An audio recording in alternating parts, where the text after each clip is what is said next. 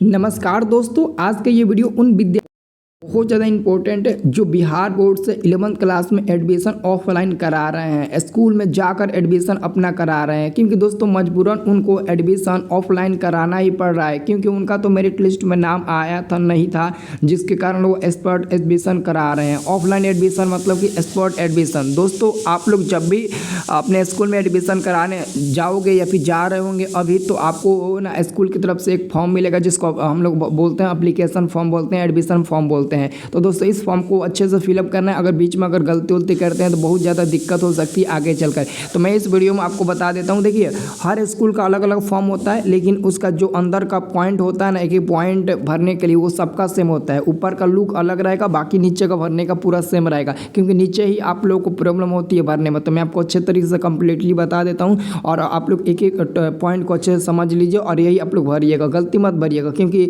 जो एडमिशन का टाइम है वो बहुत ही कम है, 1-2 दिन का और समय बचा हुआ है। तो आप उन विद्यार्थियों के पास वीडियो को जरूर शेयर करना जिनका एडमिशन अभी तक नहीं हुआ होगा, ठीक है ना।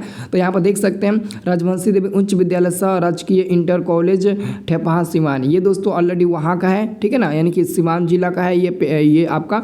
और उसके बाद जो अंदर का पॉइंट है ना भरने के लिए वो आपका सेम रहेगा। यहाँ पर आपको सबसे पहले पासपोर्ट साइज का एक फोटो ले लेना है, चिपका लेना है, सादा एकदम फोटो लीजिएगा नॉर्मल वाला, ठीक है ना। और उसके बाद सब पहला में कह रहा है कि संकाय का नाम है, इनकी फैकल्टी, आप कौन से स्ट्रीम से ले रहे हो, क्या आपका आर्ट्स है, साइंस है, कॉमर्स है, वो भर दीजिएगा। शास्त्र क्या है, यानी कि आपका अभी सेशन कौन सा चल रहा है, तो 24 चल रहा है और एग्ज़ाम कब देंगे, 26 में देंगे, तो 2024 to 26 आप लोग भरिएगा। और यहाँ पर कह रहा है ना आपका तीसरा नंबर में कह रहा है कि पाठ्यक्रम के विषय, मतलब कि अनिवार्य विषय आपका कौन कौन सा रहेगा दोस्तों। तो अनिवार्य विषय में यहाँ पर देख लीजिएगा आपका हिंदी हो जाएगा और इंग्लिश हो जाएगा अनिवार्य विषय में, ठीक है ना। उसके बाद से लैंग्वेज एंड लिटरेचर, तो यहाँ पर इंग्लिश हिंदी हो जाएगा। और यहाँ पर सबसे ज़्यादा इंपॉर्टेंट होता है आप लोग ना अपना सब्जेक्ट, जैसे कि 2 तो सब्जेक्ट ऑलरेडी यहाँ पर आप लोग चूज़ कर लिए हो, 2 सब्जेक्ट चूज़ कर लिए हो, 5 सब्जेक्ट होता है, तो यहाँ पर आपको और 3 सब्जेक्ट चूज़ करना है। जैसे कि अगर साइंस से ले रहे हो तो हिंदी इंग्लिश आपके लिए कंपलसरी है। और साइंस में अगर आप लेते हो फिजिक्स लेते हो, क्या लेते हो, फिजिक्स केमिस्ट्री बायोलॉजी, तो लिख देना बायोलॉजी। अगर एक्स्ट्रा में मैथ लेना चाहते हो तो एडिशनल विषय दिया गया तो एक्स्ट्रा में मैथ भी ले सकते हो। अगर एक्स्ट्रा में मैथ नहीं लेना है तो इसको छोड़ दीजिएगा, फिजिक्स केमिस्ट्री बायोलॉजी रहने दीजिएगा। लेकिन अगर आप लेते हो मैथ लेते हो, फिजिक्स केमिस्ट्री मैथ और एक्स्ट्रा में बायोलॉजी, तो आप नहीं ले सकते हो। तो यहाँ पर आप लोग उसे अच्छे से वैसे ही छोड़ देना। उसके बाद से यहाँ पर देख सकते हैं चौथा नंबर में कह रहा है कि आवेदक का नाम, यानी कि ब्लॉक लेटर में आप अपना नाम पूरा कैपिटल लेटर में लिखिएगा। जैसे कि अगर आपका नाम है अमन, तो पूरा कैपिटल लेटर में आप अमन कुमार पूरा नाम लिखिएगा कैपिटल लेटर में। फिर हिंदी में भी यहाँ पर आपको नाम लिखना है, माता का नाम यहाँ पर लिख देना है हिंदी में, पिता या फिर अभिभावक का नाम यहाँ पर लिख देना है। और आवेदन तिथि को आयु age of the time of the application, ठीक है ना। ये आप स्कूल वाले से पूछ कर भर देना, नहीं तो छोड़ भी दे सकते हो। और जन्म तिथि यहाँ पर डेट ऑफ बर्थ अपना भर देना। यहाँ पर डेट ऑफ बर्थ आप क्या है, जन्म तिथि क्या है। लिंग में आपका, आप अगर लड़का है तो मेल, अगर लड़की है तो फीमेल भरिएगा। जाति में कौन सा, देखो जाति यहाँ पर पूछा गया, तो जैसे कि अगर आप कोयरी जाति है तो कोयरी लिखिएगा, जो भी आप जाति है वो लिखिएगा। उसके बाद से कोटि में आ जाइए, कोष्टी यानी कि आप यहाँ पर कोटि में आ जाइए। तो कोटि में क्या लिखिएगा, कोटि में जनरल है, SC है, ST है, BC1 है, BC2 है, तो BC1 है तो BC2 पर। धर्म कौन सा, हिंदू है तो हिंदू। मोबाइल नंबर है तो यहाँ पर मोबाइल नंबर भरिएगा। और उसके बाद से यहाँ पर स्थायी पता, यानी कि आप अपने गांव का नाम भर दीजिएगा। सिंपल में गांव का नाम भरिएगा। PO का मतलब होता है पोस्ट ऑफिस कहाँ है, तो आपका जहाँ भी पोस्ट ऑफिस होगा वह भरिएगा। और फिर से PS का मतलब होता है थाना, पुलिस स्टेशन, तो पुलिस स्टेशन यानी कि आपका थाना कहाँ पर है, जहाँ पर होगा वो भर दीजिएगा।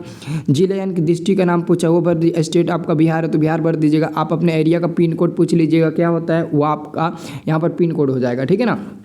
और यहाँ पर कह रहा है कि अभिभावक का पेशा, अभिभावक का पेशा मतलब कि आपके जो पिता ही है, पिता अगर आपके गार्जियन है तो उनका पेशा क्या है वो आपको भर दीजिएगा। और स्थानीय अभिभावक का पेशा, उनका जो स्थानीय अभिभावक का पेशा है, मतलब कि नॉर्मल में वो मतलब कि अगर गांव में रहते हैं तो गांव में अगर उनका कोई पेशा होगा स्थानीय पेशा तो वो भर दीजिएगा। फिर यहाँ पर स्टूडेंट बैंक, यानी कि बैंक का अकाउंट नंबर यहाँ पर भरना है। और उसका जो IFSC कोड होता है वो भरना है, क्योंकि IFSC कोड ना भरिएगा तो पैसा नहीं आएगा, ठीक है ना। और यहाँ पर बैंक का नाम भर दीजिएगा, अगर स्टेट बैंक है तो स्टेट बैंक, SBI है, सॉरी स्टेट बैंक है तो state bank, bank of India है तो बैंक ऑफ इंडिया, पंजाब है तो पंजाब, कनाडा है तो कनाडा, जो भी आपका है तो आप बैंक का नाम भर दीजिएगा। आधार नंबर यहाँ पर भर दीजिएगा। उसके बाद से यहाँ पर ईमेल आईडी भरना बहुत जरूरी होता है, ठीक है ना। ये सब भर दीजिएगा। उसके बाद से यहाँ पर नीचे आपको कुछ भी छेड़छाड़ नहीं करना, ये सब आपके स्कूल वाले फाड़ कर देंगे और यहाँ पर कुछ लिख ला कर आपको देंगे, ठीक है ना। तो सब लोग ना अच्छे से एडमिशन करा लीजिए। अगर कोई भी अगर आपको आपत्ति है तो कमेंट सेक्शन में कमेंट है आपके लिए, आप कमेंट करिए, क्योंकि आप ही लोगों का कमेंट आजकल ज़्यादा मतलब कि हम पढ़ रहे हैं, क्योंकि आप लोग को एडमिशन के लिए बहुत ज़्यादा तकलीफें हो रही हैं ना। तो कमेंट आप लोग करना, जो भी पूछना होगा हमसे आप लोग पूछ सकते हो, ठीक है ना।